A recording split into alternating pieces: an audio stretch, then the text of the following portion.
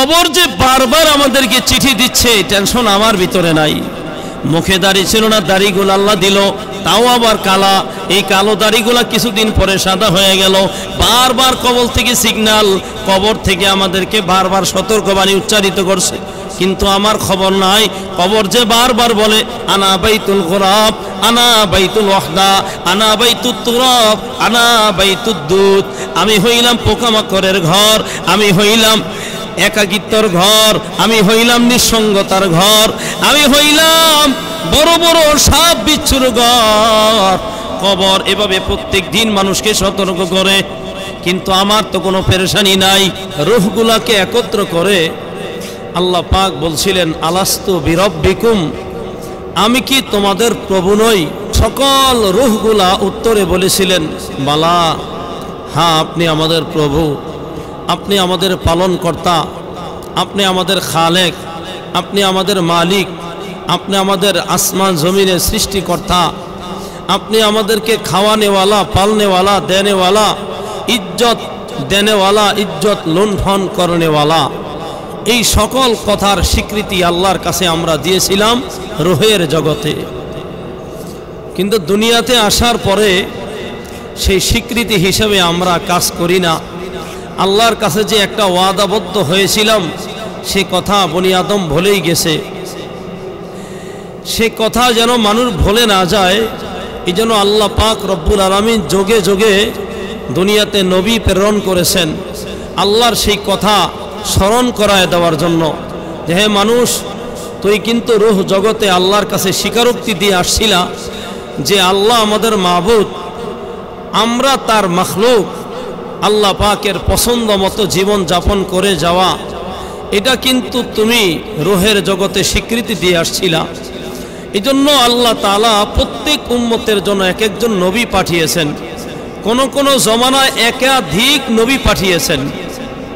প্রত্যেক নবীর সাথে, রসুলদের সাথে আল্লাহ পাক রব্বুল আলামিন কিতাব দান করেছিলেন। এই কিতাবের মাধ্যমে নবীরা আল্লাহর সেই কথাকে স্মরণ করায়া দেওয়ার জন্য সব সময় মেহনত করেছিলেন। আদম নবী থেকে শুরু করে আমাদের নবী পর্যন্ত সকল নবীরা এই দাওয়াত দিয়েছিলেন যে তোমরা বলো লা ইলাহা ইল্লাল্লাহ তুফলিহুন, সফল কাম হয়ে যাইবা। হে উম্মতেরা, তোমরা যদি লা ইলাহা ইল্লাল্লাহর স্বীকৃতি দাও, তাহলে তোমরা সফলতার দ্বার প্রান্তে পৌঁছে যাবে, পরোক্ষভাবে তোমরা আল্লাহর জান্নাতের মালিকানা লাভ করবা। জোরে কোন সুবহানাল্লাহ। আল্লাহর কোরআন হলো জীবন্ত একটি নসিহত নামা গ্রন্থ। দুনিয়ার কোনো বই একবার, দুইবার, তিনবার পড়লে সেটা আর পড়তে মনে চায় না। একটা গান বারবার শুনলে আর শুনতে মনে চায় না।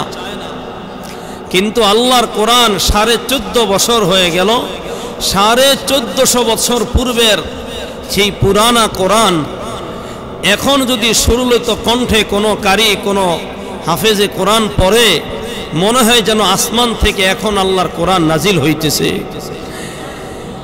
এমন একটা জাদুকরী কিতাব আল্লাহ তাআলা আমাদেরকে দিয়েছেন। এই কিতাব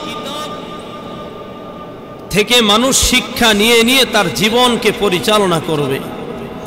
এই কোরআনগুলা রিসার্চ করবে, এই কোরআন বুঝবে, কোরআন অনুযায়ী আমল করবে, তাহলে মানুষ সঠিক সন্ধান পেয়ে যাবে। অন্য কোনো কথার মধ্যে ভুল হতেও পারে, কোনো লেখকের কথার মধ্যে ভুল হতেও পারে, তার মধ্যে হেদায়েত নাও থাকতে পারে। যদিও প্রাথমিক পর্যায়ে সেটার উপকার মনে হয়, একটা পর্যায়ে ক্ষতিও হতে পারে। কিন্তু আল্লাহর কোরআন এমন এক দামি গ্রন্থ, এটার উপরে আগে চললে যেমন মানুষ সফলতা লাভ করত, এখনো যদি কেউ এটার উপরে জীবন যাপন পরিচালনা করে সে সফলতা লাভ করবে। এই জন্য আল্লাহর কোরআন অনেক নসিহত এই বান্দার জন্য করেছেন। তার মধ্যে একটি নসিহত আমি আপনাদের সামনে তেলাওয়াত করছি। আল্লাহ পাক রব্বুল আলামিন বড় আদর করে তার বান্দাকে ডাক দিয়ে বলেন, ইয়া আইয়ুহাল্লাযীনা আমানুত্তাকুল্লাহ ওয়া কুনু মা'আস সাদিকিন। আল্লাহ বলেন ইয়া আইয়ুহাল্লাযীনা আমানুত্তাকুল্লাহ, হে মুমিনেরা, আমানুত্তাকুল্লাহ, তোমরা আল্লাহকেই ভয় পাও। অন্য জায়গায় আল্লাহ বলেছেন ইয়া আইয়ুহাল্লাযীনা আমানুত্তাকুল্লাহ হাক্কা তুকাতিহি ওয়া লা তামুতুন্না ইল্লা ওয়া আনতুম মুসলিমুন। আল্লাহ ওখানেও বলেছেন আল্লাহকে ভয় করার মতো ভয় করো এবং মুসলমান না হয়ে তোমরা কেউ মৃত্যুবরণ করবা না। তাহলে আল্লাহকে ভয় করা এটা ফরজ, আল্লাহকে ভয় করতেই হবে। এখন যত অপরাধ সংঘটিত হয় এর মূলে কারণটা হলো মানুষের দিলে, মানুষের হৃদয় আল্লাহর ভয় না থাকার কারণ। মানুষের ভিতরে যদি আল্লাহর ভয় থাকতো তাহলে কোনো মানুষ ছোট থেকে ছোট গুনাহ করতে পারতো না, কোনো মানুষকে ঠগাইতে পারতো না, মিথ্যা কথা বলতে পারতো না, অন্যের হক নষ্ট করতে পারতো না, ভাই বোনের হক নষ্ট করতো না, বোন ভাইয়ের হক নষ্ট করতো না, যদি আল্লাহর ভয় দিলের ভিতরে লালন করত। এই যে আল্লাহ পাকের ভয় অনেক বড় এক উঁচু মাকামের ইবাদত। আল্লাহর ভয় যার ভিতরে থাকবে সে কোনোদিন নামাজ ছাড়তে পারে না। মসজিদের মুয়াজ্জিন আযান দেয় আল্লাহু আকবার, আল্লাহু আকবার, আল্লাহ সবচেয়ে বড় হয়, আল্লাহ সবচেয়ে বড় হয়, আল্লাহ সবচেয়ে বড়, আল্লাহ সবচেয়ে বড়। আপনার দিলের ভিতরে যদি আল্লাহর মায়া মোহব্বত থাকে, ভালোবাসা থাকে, আল্লাহর ভয় যদি দিলের লালন করেন, তাহলে আপনি ব্যক্তিগত কাজ করতে পারবেন না, আল্লাহর কাজের জন্য আপনি মসজিদে চলে আসতে হবে। এই জন্য আল্লাহ পাকের ভয়, এই আল্লাহ পাকের ভয় যে একটা দামি ইবাদত, এটা আল্লাহ নিজে উপলব্ধি করে বান্দাকে এর পরামর্শ দিয়েছে। দুইটা প্রেসক্রিপশন যদি কোনো মানুষ গ্রহণ করে তাহলে সফল কাম হয়ে যাবে। এটা আল্লাহ পাকের কথা, কোনো মানুষের কথা না। আল্লাহ বলেন কাজ দুইটা, তাহলেই সফল কাম হবে। ইয়া আইয়ুহাল্লাযীনা আমানুত্তাকুল্লাহ, এক নম্বর আল্লাহকে ভয় পাওয়া। অকুনু মা'আস সাদিকিন, আরেকটা হলো আহলুল্লাহর সোহবতে বসা, আল্লাহ ওয়ালাদের সংস্রব গ্রহণ করা, সাদিকিনদের পথ এবং মতকে অনুসরণ করা। অনেক বড় একটি ইবাদত। আল্লাহ কোরআন শরীফের মধ্যে দুইটা উদাহরণ পেশ করেছেন যে নেক সংস্রব, ভালো মানুষের সংস্রব যে কত দামি এক জিনিস। নেককারের সংস্রব গ্রহণ করলে মানুষ যে অতি তাড়াতাড়ি আল্লাহওয়ালা হতে পারে, তার দুইটা দৃষ্টান্ত আল্লাহ কোরআনে বলেছেন। এক নাম্বার, হযরত নূহ আলাইহিস সালাতু ওয়াস সালামের একজন ছেলে ছিলেন, তার নাম ছিল কেনান। আল্লাহ নবী নূহ আলাইহিস সালাতু ওয়াস সালাম, তার জমানায় একটা মহাপ্লাবন আসছিল, ঝড় তুফান আসছিল। তো ঝড় তুফান আসার কারণে পুরা পৃথিবী পানিতে প্লাবিত হয়ে গিয়েছিল। তো এই আযাব গজব আসার আগে আল্লাহ নূহ নবীকে ওহীর মাধ্যমে জানাইলেন যে এমন একটা আযাব গজব কিন্তু আসতেছে, আপনি সতর্ক হন, আপনার উম্মতকে সতর্ক করেন। তো আল্লাহর নবী প্রথমেই তার সন্তানকে সতর্ক করেন, সতর্ক করে বললেন, হে আমার সন্তান কেনান, আল্লাহর গজব কিন্তু সন্নিকটে, সুতরাং বাবা তুমি তাড়াতাড়ি আমার দলভুক্ত হয়ে যাও, তুমি আমার দলভুক্ত হয়ে আমার নৌকার মধ্যে ওঠো, তাহলে তুমি পরিত্রাণ পাইবা, বেঁচে যাইবা। আর যদি তুমি নৌকার মধ্যে না ওঠো তাহলে কিন্তু বিপদে পইরা যাইবা, আর এমন বিপদে পড়বা বিপদ থেকে উদ্ধার হওয়ার মতো কোনো অবকাশ থাকবে না। হযরত নূহ আলাইহিস সালাতু ওয়াস সালাম তার সন্তানকে নসিহত করলেন, কিন্তু সন্তান, তিনি সৎ সন্তান ছিলেন না, নবীর ঔরসের সন্তান, নবীর বংশের ছেলে হওয়ার পরেও পিতা মাতার অবাধ্য হওয়ার কারণে কিতাবে লেখছে জাহান্নামী হয়ে যাবে।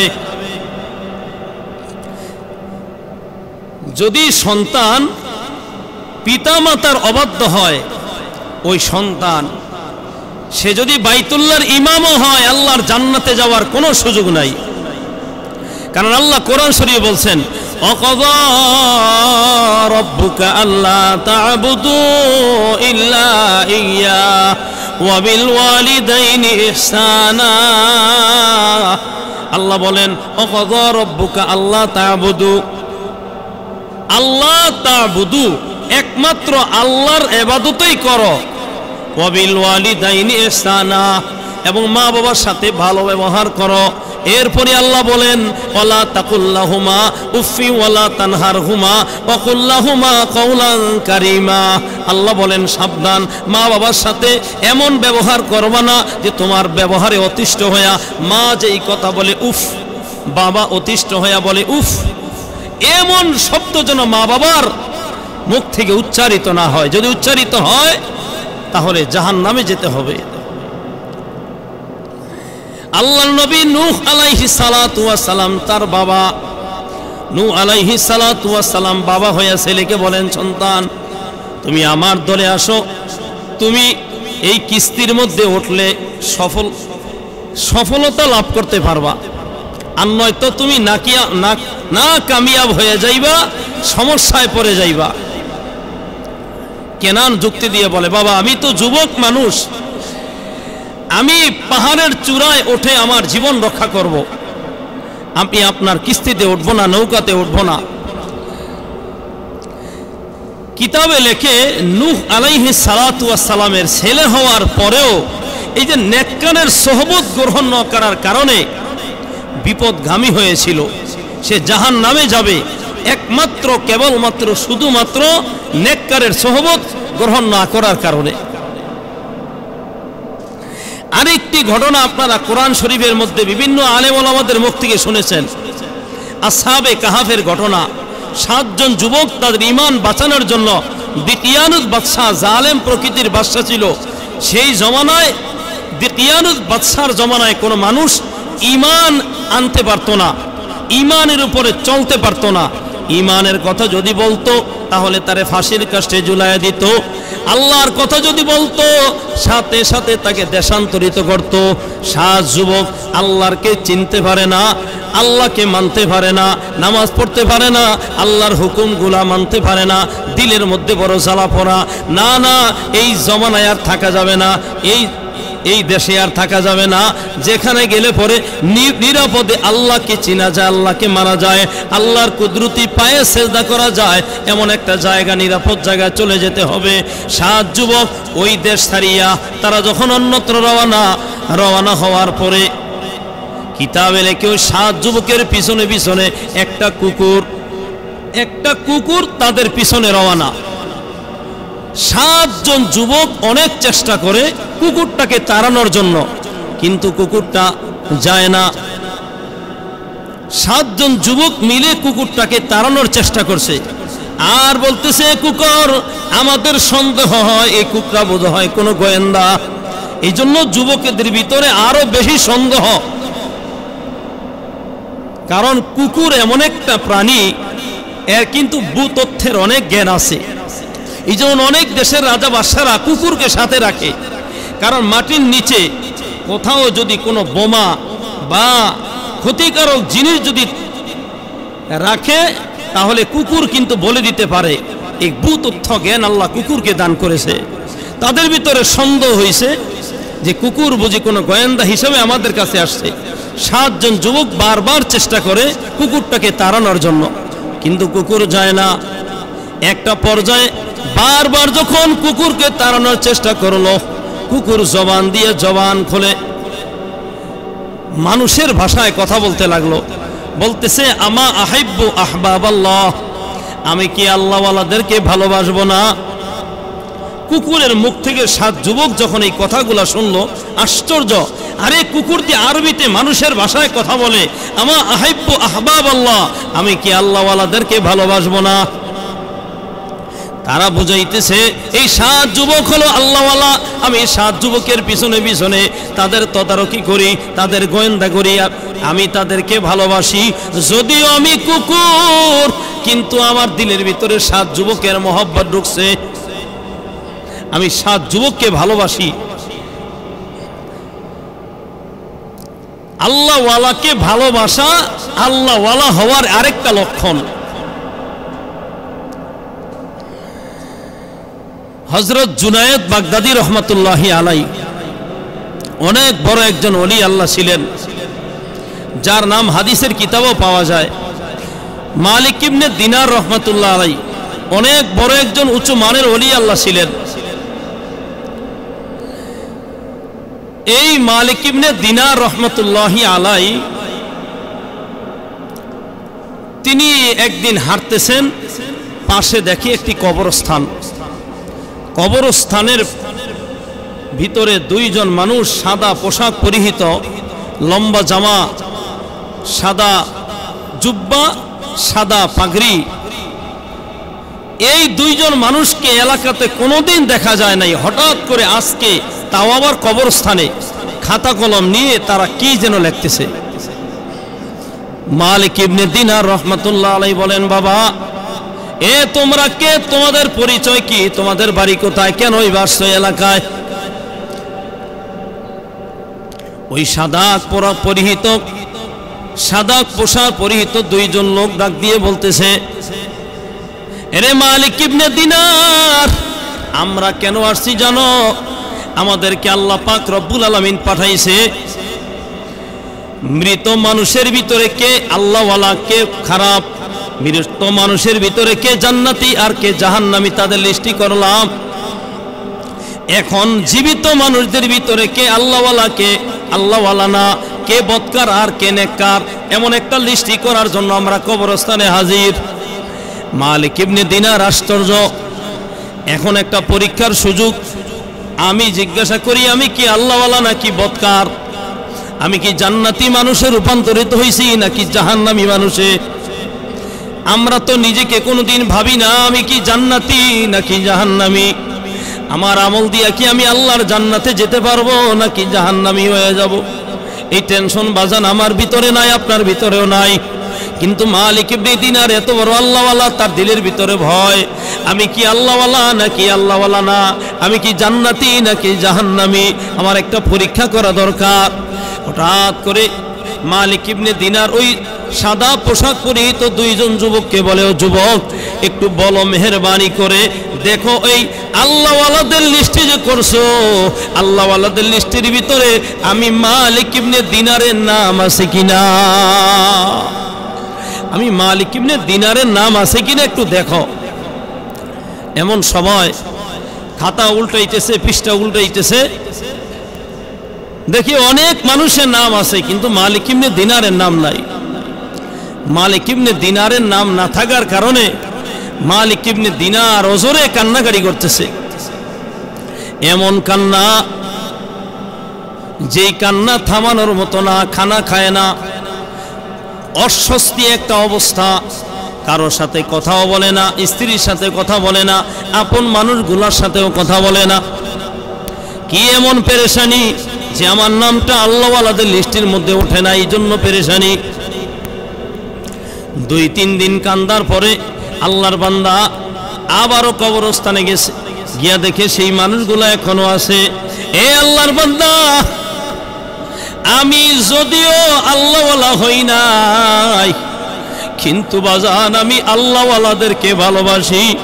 দেখো আল্লাহওয়ালাদের কাজ দিয়ে আমার নামটা উঠা যায় কিনা, একটু কোনার মধ্যে আমার নামটা উঠায়া দেওয়া যায় কিনা।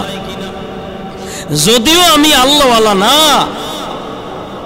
কিন্তু আমি আল্লাহওয়ালাদেরকে ভালোবাসি। ব্যাপারটা এমন হলো, যদিও আমি চরমনার পিসাব না, কিন্তু আমি চরমনার পীরকে ভালোবাসি। যদিও আমি তাবলিগ করি না, কিন্তু আমি তাবলিগি লোকদেরকে ভালোবাসি। যদিও আমি আলেম না, কিন্তু আলেমদেরকে ভালোবাসি। যদিও আমি ইমাম না, কিন্তু আমি মসজিদের ইমামরে বড় ভালোবাসি। যদিও আমি আল্লাহওয়ালা না, কিন্তু আমি তো আল্লাহওয়ালারে ভালোবাসি। দেখো আমার নামটা আল্লাহওয়ালাদের লিস্টের মধ্যে উঠানো যায় কিনা। এই কথা বলার পরে হঠাৎ কইরা দুইজন লোক কবরস্থান থেকে উধাও হয়ে গেছে। এখন আরো পেরেশানি বাড়ছে, যে আরে বেশি কথা বলার কারণে মনে হয় লোকগুলো বিরক্ত হয়ে চলেই গেছে। অনেক পেরেশানি, হায় হায়, যাই কিছু বলতে পারতাম তাও তো বলার সুযোগ হারায় ফেললাম। আবারও 2-3 দিন একাধারে 3 দিন কান্দা, খানা নাই, কথাবার্তা নাই কারোর সাথে। মনে হয় কোটি কোটি টাকা লস খায় গেছে। আমরা যদি 1000 টাকা লস হয়ে যায় কত পেরেশানি, কত টেনশন। খানাও নাই, ব্যবসায় লস হয়ে গেল, কত পেরেশানি। নামাজ বাদ দিলাম, পেরেশানি। কিন্তু একক তো নামাজে মুসলমান পড়লো না, এই জন্য কোনো পেরেশানি, তার টেনশন তার দিলের ভিতরে নাই। মালিক ইবনে দিনার আশ্চর্য হইয়া, হায় হায়, আমি মালিক ইবনে দিনার বৎকারের ভিতরে আমার নামটা বোধ হয় উঠা গেছে। এমন পেরেশানি একদিন হজরতে ওমরের হয়েছিল। ওমর অর্ধ জাহানের বাদশা, নবীর মুখে যার কথা উচ্চারিত হয়েছিল, লাউকানা বাদিনা কালাকানা ওমর, আমার পরে যদি কেউ নবী হইতো আল্লাহ ওমরকে নবী বানায়া দুনিয়াতে পাঠাইতো। জোরে কোন সুবহানাল্লাহ। এত বড় কথা ওমরের ব্যাপারে। ওই লোক তো নাকে তেল দিয়া বৈশা থাকার কথা। আমরা যদি হইতো এমন একটা সিগন্যাল যদি আমরা পাইতাম, নামাজ টামাজ বাদ দিয়া তাহলে চুপচাপ বসে থাকতাম আর মানুষকে অ্যাডভাইস করতাম জান্নাতে তো আমিওই যাব। ওমর এত বড় কথা যে আমার পরে যদি আল্লাহ কাউকে নবী বানাইতো তাহলে ওমর নবী হইতেন। এত বড় কথা বলার পরেও হযরতে ওমরের টেনশন। আল্লাহর নবীর একজন সাহাবী হযরত হুযায়ফা রাদিয়াল্লাহু তাআলা আনহু, হুযায়ফার কাছে নবীজি মুনাফিকদের লিস্টি দিয়েছে। মুনাফিকের লিস্টি হুযায়ফার কাছে দিয়েছে। নবী বলছে এই লিস্টির কথা কারোর কাছে বলবা না, বললে কিন্তু জাহান্নামে যাইবা। একদিন হযরতে ওমর রাদিয়াল্লাহু তাআলা আনহু ডাক দিয়ে বলে, ভাই, হযরত ওমর বলে, ভাই হুযায়ফা, আল্লাহর পয়গম্বর মুহাম্মদুর রাসূলুল্লাহ তোমার কাছে মুনাফিকের লিস্টি দিয়েছে রে ভাই। আমি জানতে চাই ওই লিস্টির মধ্যে আমি ওমরের নাম আছে কিনা। যদি ওমরের নাম থাকে তাহলে আমি তওবা করব, খাঁটি মুসলমান হয়ে যাব। আর যদি আমার নাম থাকে আমি আল্লাহর শুকরিয়া আদায় করব। হুযায়ফা বলে, তোমার নাম লিস্টিতে আছে কি না এই নবীজি বলতে নিষেধ করেছে। হযরত ওমরের দিলের ভিতর আরো টেনশন বাড়ছে। মনে হয় আমার নাম লিস্টিতে আছে, না থাকলে তো বলতো নাই। মনে হয় আমার নাম মুনাফিকের লিস্টিতে আছে। পেরেশানি। হযরতে ওমর রাদিয়াল্লাহু তাআলা আনহু রাতের অন্ধকারের গুটি গুটি বৃষ্টি, এই বৃষ্টির ভিতরেও আবার হযরতে হুযায়ফার বাড়িতে গেছে। গিয়ে বলে, হুযায়ফা একটু বল না ভাই, আমার নামটা কি মুনাফিকের লিস্টিতে আছে কিনা। বলে, না, নবীজি নিষেধ করেছে, বলা যাবে না। আল্লাহর নবীর সাহাবী হযরতে ওমর তিনি একটু টেকনিক্যাল অবলম্বন করে বললেন, ভাই, মুনাফিকের লিস্টিতে আমি ওমরের নাম আছে কিনা তোমার বলা দরকার নাই, কিন্তু আমি তোমার কাছে একটা কথা জানতে চাই। আমি ওমর যদি এই মুহূর্তে মারা যাই, তুমি হুযায়ফা কি আমার জানাজায় উপস্থিত হইবা কি হইবা না? আমি ওমর যদি মারা যাই তুমি আমার জানাজায় উপস্থিত হইবা কিনা? হুযায়ফা রাদিয়াল্লাহু তাআলা তিনি বলেন, আরে আশ্চর্য কথা, আপনার মতো মানুষের, আপনার মতো মহামানবের জানাজায় আমি হুযায়ফা অংশগ্রহণ করব না, তাহলে কার জানাজায় অংশগ্রহণ করব? ওমর বুঝতে আর বাকি নাই যে আমার নাম লিস্টির ভিতরে নাই। কারণ ওমর বলে, হুযায়ফা যদি আমার নাম লিস্টিতে থাকতো তাহলে তুমি নবীজির একজন পছন্দের সাহাবী, নবীজির একজন স্বীকৃত সাহাবী, তুমি কোনোদিন মুনাফিকের জানাজায় উপস্থিত হইতা না।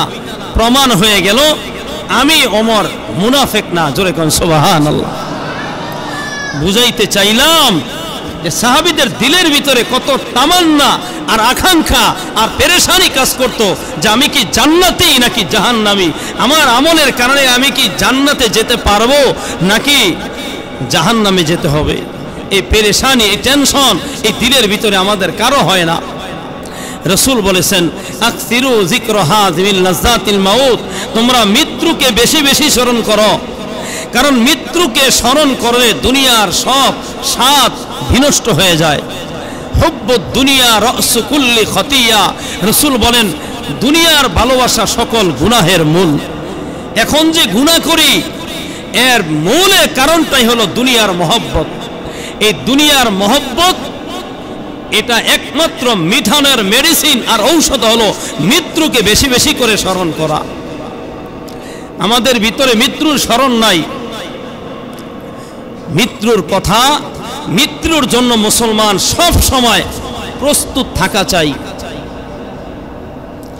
সময়ের কোনো আমরা গুরুত্বই দেই না। আমাদের একজন বুজুর্গ, তিনি 70 বছর পর্যন্ত ছাতু খাইছেন, রুটি খায় না। ছাতু খাইছে কিন্তু রুটি খায় না। আরেকজন আল্লাহওয়ালা তারে প্রশ্ন করে, ভাই আপনি 70 বছর পর্যন্ত রুটি না খায় ছাতু খান কেন? দুনিয়ার সব মানুষ তখন রুটি খায়, আপনি ছাতু খান কেন? ওই আল্লাহওয়ালা জবাব দিয়ে বলেন, ভাই আমি রুটি খাওয়া আর ছাতু খাওয়ার মধ্যে হিসাব মিলাইয়া দেখলাম, রুটি খাওয়ার মধ্যে অনেক সময় বেশি লাগে। যেই সময় বেশি লাগে ওই সময়ের মধ্যে 70 বার আমি সুবহানাল্লাহ বেশি বলতে পারি। এই জন্য হিসাব মিলায় দেখি রুটি খাইতে সময় বেশি লাগে, এই যে রুটি খাই না ছাতু খাই। সময়ের কত গুরুত্ব তারা দিতেন। তো বলতেছিলাম আল্লাহওয়ালাদের সোহবত। হযরতে মালিক ইবনে দিনার রহমাতুল্লাহি আলাই, তিনি ওই কবরস্থানে সাদা পোশাক পরিহিত লোকদেরকে বলতেছে, আমি যদিও আল্লাহওয়ালা না কিন্তু আমি তো আল্লাহওয়ালাকে ভালোবাসি, তো আমার নামটা একটু কোনা দিয়ে উঠানো যায় না? এই কথা বলার পরে সাদা পোশাক পরিহিত লোকগুলা উধাও। 3 দিন পর্যন্ত আল্লাহর বান্দা কাঁদতে আছে। 3 দিন পরে আবার দেখা সাক্ষাৎ। এবার আল্লাহর বান্দা জিজ্ঞাসা করে, ভাই 3 দিন পর্যন্ত আমি মালিক ইবনে দিনার খানা খাই না, বড় টেনশন, কিন্তু বলো তো দেখি আমার নামটা কি আল্লাহওয়ালাদের মধ্যে উঠছে কিনা? ওই যুবক, সাদা পোশাক পরিহিত যুবকেরা ডাক দিয়ে বলে, মালিক ইবনে দিনার, আপনার নাম আল্লাহওয়ালাদের লিস্টিতে না ওঠার কারণে যে বড় পেরেশানি করেছেন, বড় টেনশন করেছেন, দিলের ভিতরে যে রক্তক্ষরণ হয়েছে, এই যে কান্নাকাটি করেছেন, এই কান্নাকাটিটা আল্লাহ পাক এমন কবুল করা করছে, জগতের যত মানুষের লিস্টি লিখলাম আল্লাহওয়ালাদের লিস্টি, এই সকল লিস্টির আগে আল্লাহ আমাকে বলেছেন আপনার নামটা ওই লিস্টির মধ্যে উঠায়া দেওয়ার জন্য। জোরে কোন সুবহানাল্লাহ। এই যে ব্যথা অনুভব করা, এটা অনেক বড় সওয়াব। এই জন্যই তো রাসূল বলেছেন, কোন মানুষ যদি 1 মিনিট বা কিছু মুহূর্ত তারা যদি কবরের কথা ভাবে, হাসরের কথা ভাবে, পরজগতের কথা ভাবে, 70 বছর ইবাদত করলে যেই সওয়াব এর চেয়ে বেশি সওয়াব আল্লাহ তাআলা দান করেন। জোরে বলেন সুবহানাল্লাহ। কারণ এই চিন্তা ফিকিরের দ্বারা মানুষ অনেক আগায়া যায়। যত গবেষক দুনিয়াতে হয়েছে, এই গবেষক এমনি গবেষক হয় নাই, সে চিন্তা ফিকিরের মাধ্যমে গবেষক হয়েছে। কিন্তু যে অনেক ব্রেন ভালো, মেধা ভালো, কিন্তু গবেষণা করে নাই, কিন্তু সে কোনোদিন গবেষক হতে পারে নাই। ঠিক দিনের ক্ষেত্রে যে গবেষণা করে সেও একদিন আল্লাহওয়ালা গবেষক হইয়া আল্লাহওয়ালা হইয়া সে কবরে যাবে। এই জন্য চিন্তা ফিকির, আমার দিলের কি অবস্থা। রসুল বলেন ইন্না ফিল জাসাদি লামুযগা ইযা সলুহা সলুহাল জাসাদু কুল্লু ওয়া ইযা ফাসাদাত ফাসাদাল জাসাদু কুল্লু আলা ওয়া হিয়াল কলব।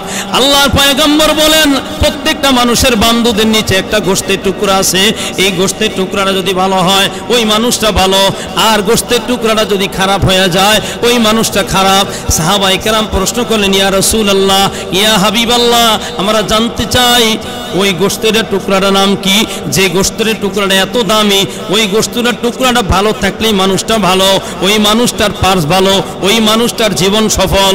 আর যে মানুষটার গোশতের টুকরাটা ভালো না হলে ওই মানুষটার পার্স নষ্ট, ওই মানুষটা নাকাম, ওই মানুষটার সফলতাবিহীন। ও আল্লাহর পয়গম্বর, আপনি কথাটা জানায় দেন।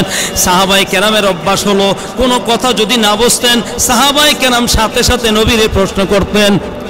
আফসোস মুসলমান, জীবনে কোনোদিন নামাজ পড়লাম, অনেকে তো নামাজ পড়ি না, কিন্তু যারা নামাজ পড়ি তাশাহুদটা শুদ্ধ না, কোনোদিন ইমামরে বলি নাই ও ইমাম সাহেব দেখেন আমার তাশাহুদটা শুদ্ধ হয় কিনা। জীবন ভর নামাজ পড়লাম অথচ দুরূদ শরীফ না পড়তে জানি না, কালিমাটা জানি না, এমনকি সূরা ফাতিহা প্রত্যেক নামাজের মধ্যে পড়া লাগে, এটাও মুসলমান সহি শুদ্ধ করে পড়ে না।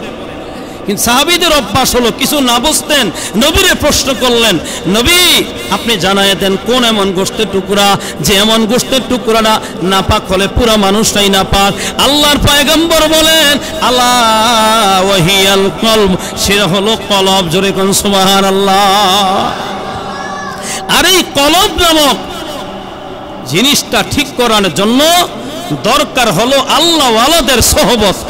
কোন একজন হক্কানি পীরের কাছে গিয়ে নিজেকে আত্মশুদ্ধি করা, নিজেকে বিলিয়ে দেওয়া, মিটা দো আপনি হস্তি কো अगर कुछ मर्तबा चाहो के गाना गोल জালার अगर मर्तबा चाहो, নিজেকে মিটায় দিতে হবে, তাহলেই কিছু হওয়া সম্ভব, কিছু করা সম্ভব, কিছু বনা সম্ভব।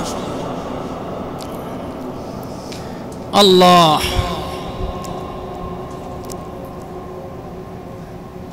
এই যে আল্লাহওয়ালাদের সোহবত, নেক সান্নিধ্য কত বড় এক গুরুত্বপূর্ণ ইবাদত। আমাদের একজন বুজুর্গ ছিলেন আব্দুল্লাহ ইবনে মাসলামা আল কানাবী রহমতুল্লাহি আলাইহি। এই লোকটা ছিলেন ইমাম বুখারীর উস্তাদ। কত বড় মাফের একজন ওলি বলছেন, ইমাম বুখারীর উস্তাদ ছিলেন আব্দুল্লাহ ইবনে মাসলামা আল কানাবী রহমতুল্লাহ আলাইহি। তার জীবনীতে পাওয়া যায় তার জীবনের সূচনাটা খুব ভালো ছিল না, ডাকাত ছিলেন তিনি। পরে আল্লাহওয়ালা হয়েছে, এমন আল্লাহওয়ালা যিনি ইমামে বুখারীর মতো ব্যক্তির উস্তাদ হওয়ার সৌভাগ্য অর্জন করেছেন। জোরে কোন সুবহানাল্লাহ। শুধু আল্লাহওয়ালার সোহবত। এই আব্দুল্লাহ ইবনে মাসলামা আল কানাবী রহমতুল্লাহ আলাইহি, যার চোখগুলা ছিল এমন বড় বড়, মদ আরো ওই জমানায় যত খারাপ জিনিস আছে তিনি একচুয়ালি খাইতেন, খায়া চক্ষু লাল করে ফেলতেন। কোন মানুষকে তিনি শান্তিতে বসবাস করতে দিতেন না, এমন একটা খারাপ মানুষ ছিলেন আব্দুল্লাহ ইবনে মাসলামা আল কানাবী রহমতুল্লাহ আলাইহি। আব্দুল্লাহ ইবনে মাসলামা আল কানাবী যে এলাকায় থাকতেন ওই এলাকায় হঠাৎ করে একজন আল্লাহওয়ালার শুভাগমন হয়েছে। তার নাম ছিলেন শোবা ইবনে হাজ্জাজ রহমতুল্লাহ আলাইহি। এই শোবা ইবনে হাজ্জাজ তিনি ছিলেন আমিরুল মুমিনিন ফিল হাদিস, যিনি ছিলেন হাদিসের একজন ইমাম। জোরে কোন সুবহানাল্লাহ। হাদিসের একজন পণ্ডিত শোবা ইবনে হাজ্জাজ রহমতুল্লাহি আলাইহি। তিনি একদিন ঘোড়া দিয়া কোথায় জানি যাইতেছিলেন, যেতে যেতে তিনি আব্দুল্লাহ ইবনে মাসলামা আল কানাবীর এলাকায় গেলেন। এলাকার মানুষগুলা শোবা ইবনে হাজ্জাজকে দেখে আনন্দ মিছিল করতে লাগলো আর বলতে লাগলো, এ তোরা কই আছো? ও ওই দেখ হাদিসের একজন মহাপণ্ডিত শুবা ইবনে হাজ্জাজ এলাকার মধ্যে দিয়ে যাইতেছে, যারে দেখার জন্য লক্ষ লক্ষ মানুষ পাগল, যারে এক নজর দেখার জন্য হাজার হাজার মানুষ বড় চেষ্টা প্রচেষ্টা করে পায় না, এমন একজন শুবা ইবনে হাজ্জাজ এই এলাকা দিয়ে হাঁটতেছে। তোমরা কে দেখবা? আল্লাহর ওলি একজন শুবা ইবনে হাজ্জাজ যাইতেছে। রাসূল বলেছেন, মান নাযারা ইলা ওয়াজহিন তাকিন আলেম ফাকান্নামা নাযারা নবিয়্য সাল্লাল্লাহু আলাইহি ওয়াসাল্লাম। রাসূল বলেন, কেউ যদি একজন হক্কানি আলেমের দিকে তাকায় থাকে, আল্লাহর পয়গম্বর বলেন সে যেন আমি পয়গম্বরের দিকেই তাকায় রইল। জোরে কোন সুবহানাল্লাহ। 1400 বছর পরে তো তোমরা নবী পাইবা না। নবীর নায়েবে নবীদের চেহারার যদি তাকাও, নবীর গন্ধ পাইবা, নবীর একটা পুরুপ তোমরা পাইবা, নবীর একটা নকল কপি তোমরা ওলামায়ে কেরামের চেহারার মধ্যে দেখতে পাইবা। কারণ যেই নবী দাড়ি রাখতো আলেমরাও দাড়ি রাখে, যেই নবী লম্বা জামা পরতো আলেমরাও লম্বা জামা পরে, যেই নবী সুন্নত মতো তার জীবনটা পরিচালনা করেছে এমন একটা কারিগর মানুষ হলো হযরতে ওলামায়ে কেরাম। শুবা ইবনে হাজ্জাজ এলাকা দিয়ে হাঁটতেছে, এলাকার মধ্যে সব মানুষগুলা আশ্চর্য। আরে যারে দেখার জন্য হাজার মানুষ সমাগম হয়, এমন একটা মানুষ বিনা দাওয়াতে আমাদের এলাকা দিয়ে চলতেছে। সব মানুষগুলা রাস্তার দুই পাশে ব্যারিকেড দিয়ে দাঁড়ায় রইছে, সব মানুষগুলা দাঁড়াইছে রাস্তার দুই পাশে। আর ওই যে আব্দুল্লাহ ইবনে মাসলামা আল কানাবি ডাকাত, তিনি রাস্তার মাঝে একেবারে ব্যারিকেড দিয়ে দাঁড়িয়ে আছে। শুবা ইবনে হাজ্জাজের ঘোড়া সামনেও যাইতে পারে না, পিছনেও যায় না। শুবা ইবনে হাজ্জাজ বলে, বাবা তুমি রাস্তা ব্যারিকেড দিয়ে দাঁড়ায় আছো কেন? আমারে ছাইরা দাও, আমার সময়ের অনেক দাম, কারণ আমি বহু মাদ্রাসায় পড়াই, বহু আমার ছাত্র আছে, আমি এখন এক জায়গায় হাদিসের কিতাব পড়াইব, আমার রাস্তা ব্যারিকেড দিয়ে দরকার নাই, ছাইরা দাও। আব্দুল্লাহ ইবনে মাসলামা আল কানাবি তিনি বলেন, হে আল্লাহর বান্দা শুবা ইবনে হাজ্জাজ, শুনেছি আপনি হাদিসের একজন ইমাম, আপনি আল্লাহ রাসূলের একটা হাদিস আমারে শোনায়া যান, আল্লাহ রাসূলের একটা হাদিস আমারে শোনায়া যান। মুসলমান আশ্চর্য লাগে, গায়ক গায়িকা নর্তকী এলাকার মধ্যে আসলে হাজার হাজার মানুষের উপচে পড়া ভিড়, কিন্তু এলাকার মধ্যে একজন হক্কানি আলেম আসছে, বয়ান শোনার মানুষ পাওয়া যায় না। কি বলেন ঠিক না? মমতাজে আসলে ফাইটটা যায় কয়ে যদি গান গায়, মানুষ যুবকরা যুবতীরা তাকে দেখার জন্য পাগল হয়ে যায়। অথচ নায়েবে নবী ওরাসাতুল আম্বিয়া এলাকার মধ্যে বয়ান করে, মানুষ পাওয়া যায় না। এগুলি আমাদের কপাল খারাপ হওয়ার সবচেয়ে বড় লক্ষণ। ডাকাত সেও আল্লাহ ওয়ালারে চিনছে, ডাকাত সে কিন্তু আল্লাহ ওয়ালারে চিনছে। সে ব্যারিকেড দিয়ে দাঁড়ায় আছে, হে আল্লাহ ওয়ালা একটা হাদিস আমারে শুনান। শুবা ইবনে হাজ্জাজ বলে, বেটা নবীর হাদিস এমনি শোনা যায় না, ভদ্রতা নিয়ে শুনতে হয়, আদবের সাথে বলতে হয়। তুমি যেভাবে রাস্তা ব্যারিকেড দিয়ে নবীর হাদিস শুনতে চাও, কঠিন কালেও এভাবে অভদ্রভাবে আল্লাহ রাসূলের একটা হাদিস আমি তোমাকে শোনাইব না। বলে, আপনি যদি নবীর হাদিস না শোনেন আমি পথ ছাড়ব না। নাসর বান্দা আসলে যদিও তার কথার মধ্যে অহমিকা, কিন্তু ভিতরে ছিল মহব্বত, ভিতরে ছিল রাসূলের প্রেম। জোরে কোন সুবহানাল্লাহ। সে বুঝাইতেছে, আপনি এতগুলো হাদিস জানেন, একটা হাদিস আমারে শুনান। কিন্তু যেহেতু কোনো আল্লাহ ওয়ালার কাছে যায় নাই, মাদ্রাসায় পড়ে নাই, এই জন্য ভদ্রতা শিখে নাই, কিভাবে সে একজন নায়েবে নবী আলেমদের সাথে কথা বলতে হয় এটা সে জানে না। কিন্তু রাসূলের হাদিসের প্রতি তার মহব্বত জাগছে। হুজুর একটা হাদিস শুনায় দেন। তখন হুজুর একটা হাদিস শুনাইলেন, ইযা লাম তাস্তাহি ফাসনা মা শিতা, যদি তোমার লজ্জা না থাকে তুমি যা ইচ্ছা তাই করতে পারো। জোরে কোন সুবহানাল্লাহ। আব্দুল্লাহ ইবনে মাসলামা আল কানাবি এই হাদিস শোনার পরে তার নত শির হয়ে গেছে, একেবারে তার চোখ মুখ ছোট হয়ে গেছে। আসলেই কথা ঠিক, যদি কারো লজ্জা না থাকে সে যা ইচ্ছা তাই করতে পারে। আমি ওরাসাতুল আম্বিয়া, নবীর একজন ওয়ারিসে নবীর সাথে এমন ব্যবহার করা উচিত না। আর আমি যে ডাকাতি করি আসলে আমার লজ্জা নাই, যে লজ্জা থাকতো ডাকাতি গুন্ডামি বাটপারি সিটারি বাদ দিতাম। রাসূলের এক হাদিস তার কাজে লাগছে, জীবনে আর কোনোদিন গুন্ডামি বদমাইশি এগুলি করে নাই। তাওবা করে সে জগতের বিখ্যাত ওলি আল্লাহর খাতায় তার নামটা উঠায় আনিছে। জোরে কোন সুবহানাল্লাহ। কারণটা কি বলেন? 1 মিনিট বা 2 সেকেন্ড 5 সেকেন্ড একজন আল্লাহওয়ালার কাছে বসছে, আল্লাহওয়ালার কাছে বসার পরে তারই পরিবর্তন। এই জন্য নিজে নিজে পরিশুদ্ধ হওয়া যায় না। কোনো একজন আল্লাহওয়ালার কাছে গিয়ে, চাই সে মসজিদের ইমাম হোক, চাই সে যোগ্য কোনো ভালো আলেম হোক, তার কাছে গিয়ে নিজেকে মিটায়ে দিতে হবে যে হুজুর দুনিয়ার উন্নতি আর প্রগতির সব চিন্তাই করলাম, কিন্তু আল্লাহকে চিনার চিন্তা ভাবনা ধ্যান ধারণা দিলে কোনোদিন লালন করি না। আল্লাহ চিনার টেনশন আমার দিলে পয়দা হয় না। কেন ইয়া রাসূলুল্লাহ? এমন পয়দা হবে কিভাবে? এমন প্রেসক্রিপশন আমারে বইলা দেন, দেখবেন আলেম বইলা দিব আপনাকে। এই জন্য আমাদের সবাইকে আল্লাহ তাআলা আল্লাহওয়ালাদের সহবত বেশি বেশি করে গ্রহণ করার তৌফিক দান করুন। জোরে বলেন আমিন।